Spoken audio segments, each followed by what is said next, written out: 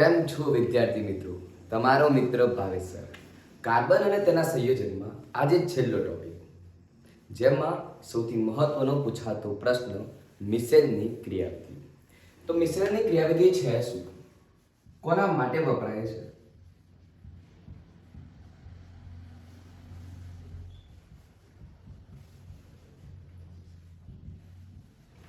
મિશ્રણની ક્રિયાવિધિ તમને યાદ હોય તો એ એક એવી વસ્તુ છે કે જો તમારા શરીરના કપડા ઉપર જો તેલનો ડાઘો પડી જાય અથવા શાક તમે જે જમતા હોય ત્યારે શાકનો એક નાનકડો ભાગ પડી જાય તો ત્યાં આગળ ઓઇલી સ્પાટ તૈલી પદાર્થ ચોંટી જાય છે.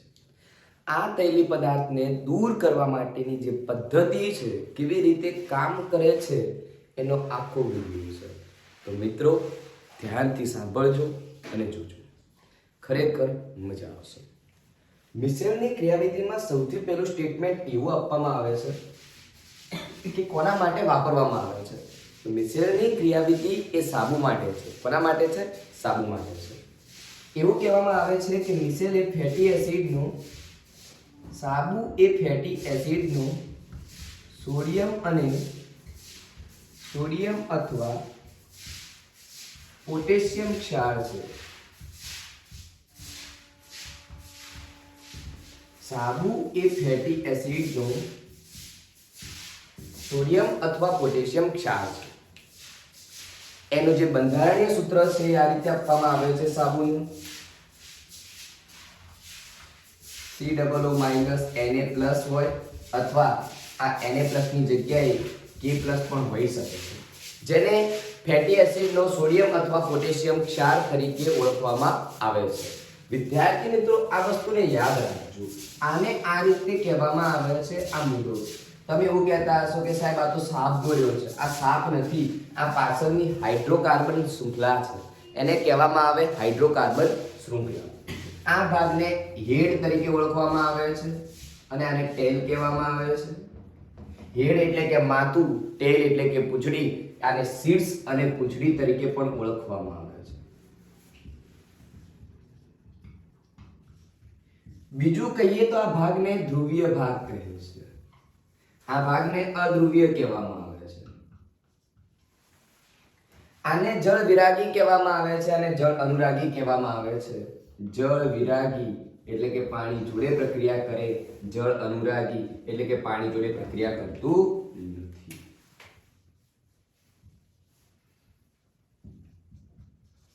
આટલા નામ એક જ વસ્તુના આપી દીધા.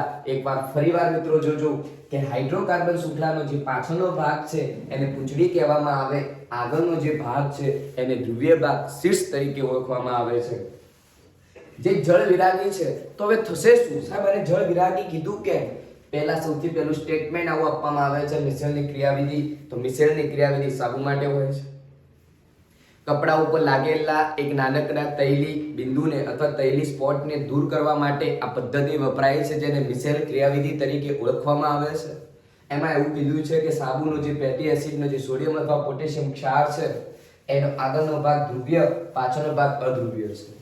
આવું તમારા સ્ટેટમેન્ટમાં અહીંયા સમજાવવાનું રહેશે કે હાઇડ્રોકાર્બનના સોડિયમ ફેટી એસિડનો સોડિયમ અને પોટેશિયમ ક્ષારમાં પાછળનો જે ભાગ છે એ પૂંછડી તરીકે અને આગળનો ભાગ છે એ ધ્રુવીય ભાગ તરીકે ઓળખાય છે. આ ધ્રુવીય ભાગ એ પાણી જોડે પ્રક્રિયા કરે છે. ધ્રુવીય ભાગ પાણી જોડે પ્રક્રિયા કરે છે.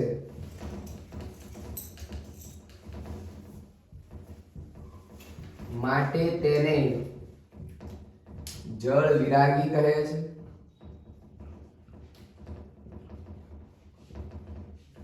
અને અધ્રુવીય ભાગ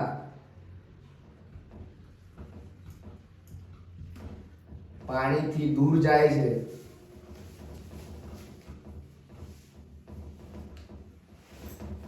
એટલે કે તૈલી ભાગ જોડે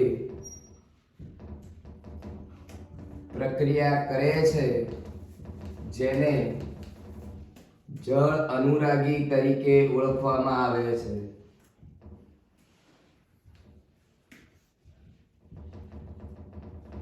કહે છે. રેડી? તો હવે થશે શું? કઈ રીતે ભાગ પ્રક્રિયા થાય છે? માની લો કે એક નાનકડો તૈલી ભાગ છે. આ તૈલી ભાગ જોડે જ્યારે હવે એની પ્રક્રિયા થશે તો આ રીતે તમારી આકૃતિમાં બતાવેલું હશે.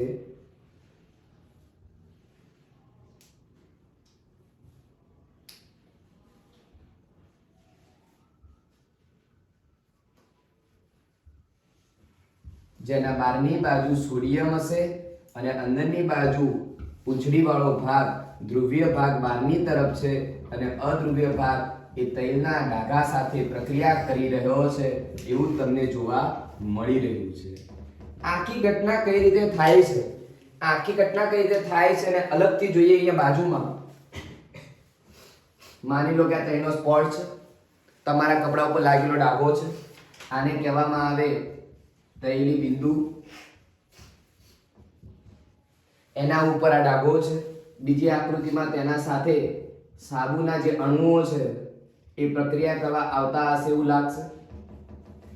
ત્રીજી પ્રક્રિયામાં એના સાથે પ્રક્રિયા કરી લે છે.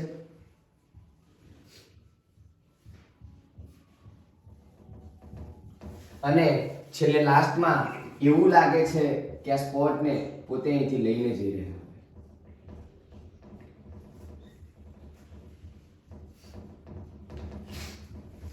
આ રીતે તમારું કપડું ક્લીન બની જાય છે.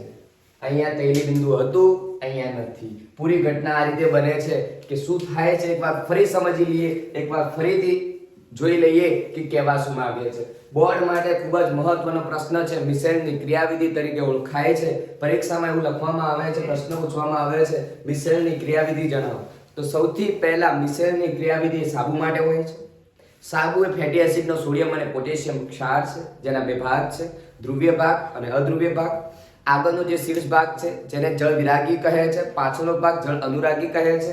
હાઇડ્રોકાર્બન શૃંખલા કહેવામાં આવે છે. જ્યારે તૈલી પદાર્થ જોડે પ્રક્રિયા કરવાની વાત આવે છે ત્યારે પાછળની પૂંછડી તૈલી પદાર્થ જોડે પ્રક્રિયા કરે છે, બાકીનો ભાગ એ પાણીની સપાટી જોડે પ્રક્રિયા કરે છે. એમ કરતા કરતા તમારો આ રીતે તમારો તૈલી સ્પોટ દૂર થાય છે, જ્યાં આગળ કલીલ દ્રાવણ જેવી રચના જોવા મળે છે.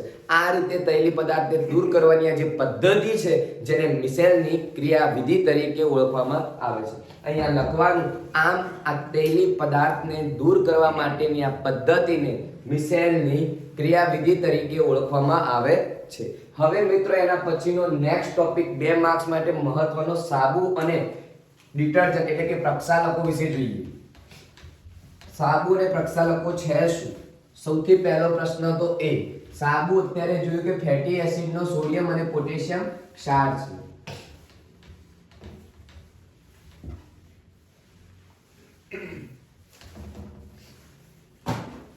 જ્યારે સાબુ અને પ્રક્ષાલકો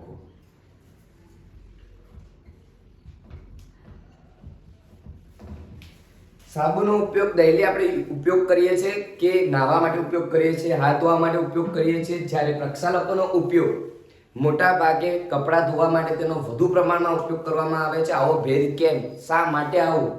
તો વિદ્યાર્થી મિત્રો સૌથી પહેલા તો આનું બંધારણ આ શું છે? તો ફેટી એસિડનો સોડિયમ અથવા પોટેશિયમ ક્ષાર છે. એની જગ્યાએ પ્રક્ષાલકો એ સલ્ફોનાઇડના પોટેશિયમ અથવા સોડિયમ ક્ષાર છે અથવા એમોનિયાના હોય છે. અહીંયા NH4+ પણ હોઈ શકે છે. અહીંયા સાબુ એ ફેટી એસિડનો સોડિયમ અને પોટેશિયમ ક્ષાર છે, જ્યારે સલ્ફોનાઇડનો પોટેશિયમ સોડિયમ અથવા એમોનિયમ ક્ષાર છે. આટલી વસ્તુનું ધ્યાન રાખજો. આ માત્ર નરમ પાણી જોડે જ પ્રક્રિયા કરે છે. કેવું પાણી? નરમ પાણી જોડે છે. આ કઠિન અને નરમ પાણી બંને જોડે પ્રક્રિયા કરે છે. કઠિન પાણી જોડે ફિલ્મ ઓછી ઉત્પન્ન કરે છે.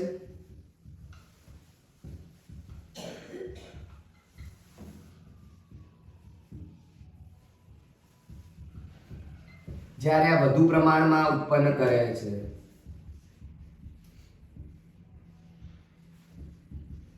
વિદ્યાર્થી મિત્રો યાદ રાખજો, સોડિયમ અને પોટેશિયમ ફેટી એસિડનો ક્ષાર છે, સલ્ફોનાઇડ સોડિયમ એમોનિયમ સલ્ફેટનો ક્ષાર એ પ્રક્ષાલકો છે.